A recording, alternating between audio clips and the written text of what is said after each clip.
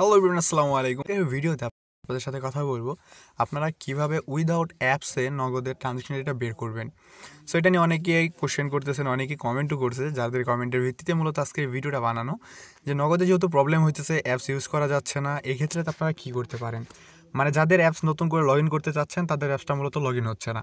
নগদ অ্যাপসে log in করার সময় আপনাদের সামনে ঠিক এরকম একটা লেখা আসতেছে। সো এই লেখাটা আসতেছে আপনাদের সার্ভারের প্রবলেম কারণে। সো আমি আজকে ভিডিওতে আপনাদেরকে দেখাবো কীভাবে আপনারা নগদের ট্রানজ্যাকশন আইডি বের করবেন উইদাউট অ্যাপস বা কোনো ডায়াল করা ছাড়া। কীভাবে বের করবেন সেটা আপনাদেরকে এই ওয়েটা আজকে বলে দেবো।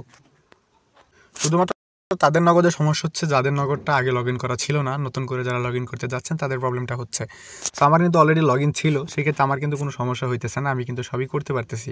যদি অ্যাপসের ক্ষেত্রে বের করতে যান সেক্ষেত্রে কিন্তু আপনার অ্যাপসের ইজিভাবে ট্রানজ্যাকশন এটা বের করতে পারতেছেন। এক্ষেত্রে আপনাদের প্রবলেম হইতেছে যারা ডায়াল করে বা যাদের অ্যাপসে লগ ইন নাই তারা কীভাবে বের করবেন। সো তাদের জন্য আজকে একটা ওয়ে আমি বলে দেবো এবং এই ওয়েটা ফলো করতে হবে। ওয়েটা একটু কঠিন, বাট এই ওয়েটা ফলো করলে আপনি ট্রানজ্যাকশন এটা বের করতে পারবেন। সো চলুন আর কথা না বাইরে শুরু করা যাক আজকের ভিডিওটি। প্লিজ ভিডিও মনোযোগ সহকারে শেষ পর্যন্ত দেখবেন, তাহলে আশা করি বুঝতে পারবেন কীভাবে এখান থেকে আপনারা উইদাউট অ্যাপসে নগদের ট্রানজ্যাকশন এটা বের করতে পারবেন। সো আমি গতকাল যে ভিডিওটা আপলোড করেছিলাম ওই ভিডিও থেকে অনেকে হেল্প পাইছে এবং আজকে এই ভিডিওতে আপনাদেরকে আবারও দেখিয়ে দিতেছি যে কীভাবে বের করবেন।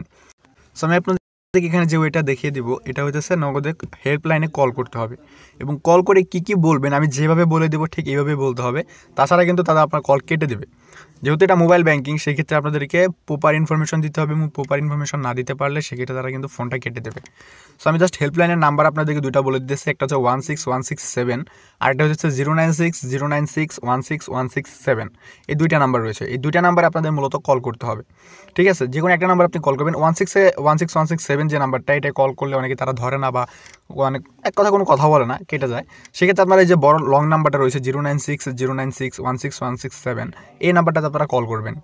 সেক্ষেত্রে আপনার ফোনের সিমে টাকা থাকতে হবে এবং এক্ষেত্রে প্রথমত আপনারা কল করতে হবে এবং আপনার যে নগদ নাম্বার দিয়ে নগদ অ্যাকাউন্ট খোলা, মানে যেই নাম্বার দিয়ে আপনার নগদ অ্যাকাউন্টটা খোলা সেই নাম্বার দিয়ে মূলত কল করতে হবে। সো আপনারা এই 096 এই যে নাম্বারটা রয়েছে এই নাম্বারটাতে আপনারা কল করবেন। কল করার পর তারা যদি কলটা মানে কিছুক্ষণ ধরে ফেলবে এবং ধরে আপনাকে বলবে যে নগদ আপনাকে স্বাগতম, সেক্ষেত্রে আপনি কলটা অনেক সময় চলবে, সেক্ষেত্রে আপনি কথাটা না শুনে আপনি জাস্ট 0 প্রেস করবেন। আপনার ডায়াল থেকে 0 প্রেস করবেন। 0 প্রেস করার পর আপনাকে তারা মানে বলবে যে আপনার কি সমস্যা বা কলটা কেউ ধরবে। আপনার একজন কাস্টমার কেয়ার, আপনার কাস্টমার কেয়ার থেকে একজন আপনার প্রতিনিধি আপনার কলটা ধরবে। সেক্ষেত্রে কলটা ধরার পরে আপনি বলবেন যে ভাই আমি আমার নগদের লাস্ট 1 বছরের, আমার অ্যাকাউন্টের লাস্ট 1 বছরের স্টেটমেন্ট চাচ্ছি। আপনার হয়তো আজকেরটা প্রয়োজন, বাট আপনি লাস্ট 1 বছরটা চাবেন, কারণ আজকেরটা চাইলে আপনাকে ওইভাবে দেবে না, আপনাকে বলতে হবে লাস্ট 1 বছরেরটা চাবেন। ঠিক আছে, আমি যেভাবে বলতেছি জাস্ট এইভাবেই করবেন। আপনারা বলবেন যে লাস্ট 1 বছরের স্টেটমেন্ট আমাকে দিন। সেক্ষেত্রে তারা আপনাকে একজন অ্যাকাউন্ট হোল্ডারের কাছে আপনার কলটা ট্রান্সফার করবে এবং তাকে যখন একজন অ্যাকাউন্ট হোল্ডার আপনার কলটা ধরবে সেক্ষেত্রে আপনি তাকেও একই কথাটাই বলবেন যে ভাই আমি আমার লাস্ট 1 বছরের স্টেটমেন্টটা চাচ্ছি।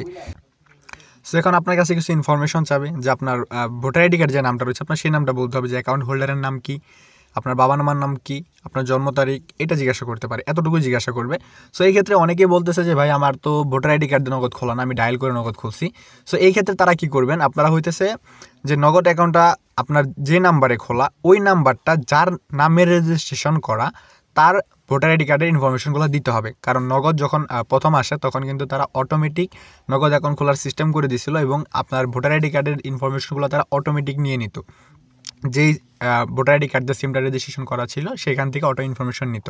সো এই ক্ষেত্রে আপনি যে নাম্বার দিয়ে কল করতেছেন ওই নাম্বারের যে যার ভোটার আইডি কার্ড দিয়ে রেজিস্ট্রেশন করা সেই মানে তারই জিনিসগুলো ইনফরমেশনগুলো আপনাকে দিতে হবে এবং ইনফরমেশনগুলো একদম কারেক্টলি দিতে হবে। যদি একটু লেট করেন বা আপনি যদি একটু 19-20 করেন সেক্ষেত্রে কিন্তু আপনার কলটা তারা 100% কেটে দেবে।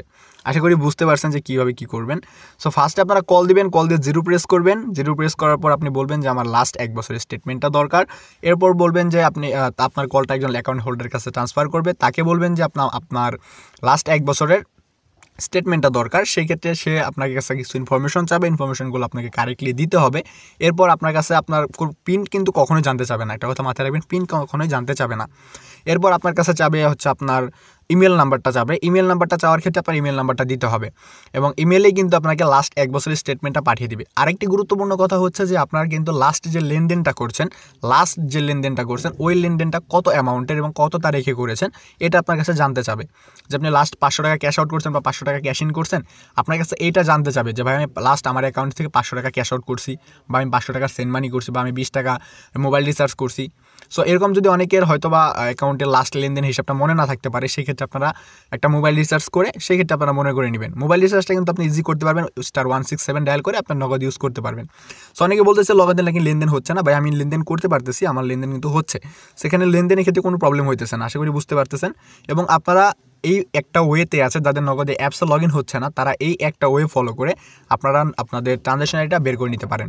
সো আশা করি বুঝতে পারছেন। সো এই ছিল মূলত আজকের ভিডিও। তো ভিডিওটি ভালো লাগলে লাইক করবেন, কমেন্ট করবেন, চ্যানেলটিকে সাবস্ক্রাইব করবেন।